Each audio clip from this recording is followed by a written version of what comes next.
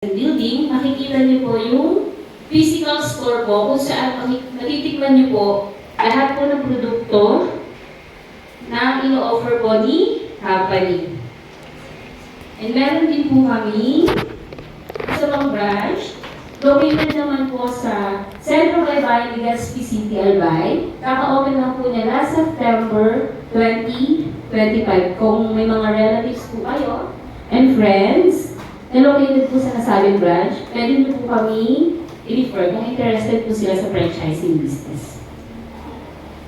Our mission po is makapag-provide po kami ng highest level of service and quality products na very affordable po sa market. And ang vision po naman ni company is makilala po as the most successful franchise network dito po sa Pilipinas.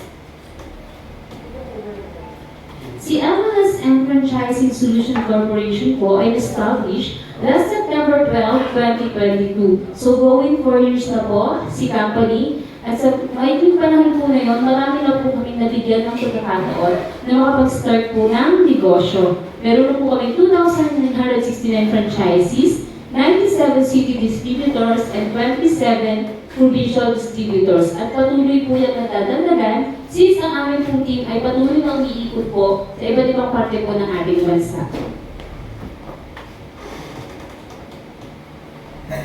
About naman po sa legalities po ni company, of course, meron tayong BIN permit, sanitary permit, SEC permit, and of course po, lahat po ng products na minamarket ni company is FDA approved po, since puro pagkain po ang ating mga produkto. Ayan po yung katunayan na tayo po ay SEC registered. Kung gusto niyo po makita, punta lang po tayo sa sec.gov.ph. I-type po natin si MLSN Franchising Solution Corporation. At makikita po niyo dyan ang legalities po ng ating company. Trademark certificate. So yung mga produkto po ni MLSN ay naka-trademark certificate po. Ibig sabihin po, si company lang ang may karapatan na ibenta ang produkto namin sa market po. So magkakaroon lang po kayo ng karapatan, magiging franchising po namin kayo.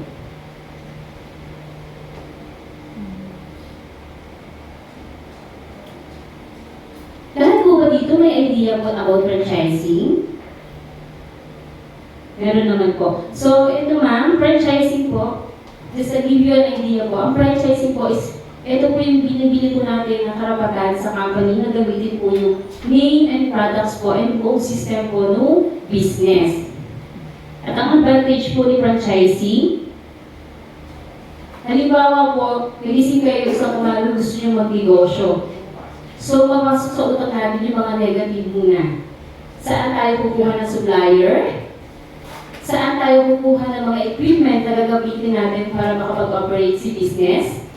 Ano pa?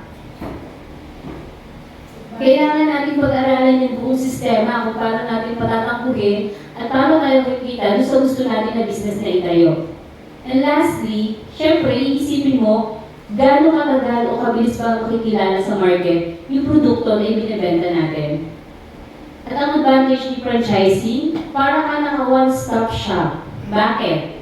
Unang-una, si franchise, pag nakapag-franchise po kayo sa amin, kami na mismo ang magiging supplier po ninyo ng mga produkto na ibibenta nyo sa market. Pangalawa, lahat po ng equipment na gagamitin nyo sa business to operate ay isusupply na din ay sa amin din po manggagaling. Pangatlo, may sistema na po tayong susundin. Kukopyahin na lang po at gagayahin para po mas maging smooth flowing po yung takbo ng ating business. So, less hassle, di po ba? And lastly po, establish na po yung brand name po na gagamitin po natin sa market. Commercial ma'am, ito na lang po sa likod para makikita po natin yung unang products po na ipuprovide po ng ating company.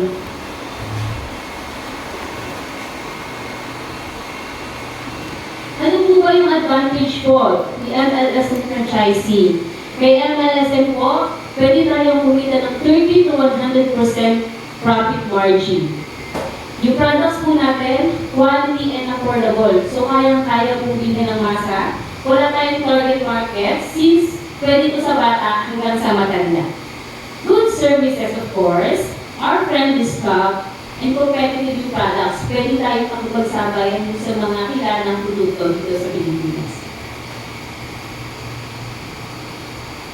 Ano naman po ang pinagkaiba ni MLSN sa mga competitor brands po natin? Kay MLSN po, wala tayong royalty fee.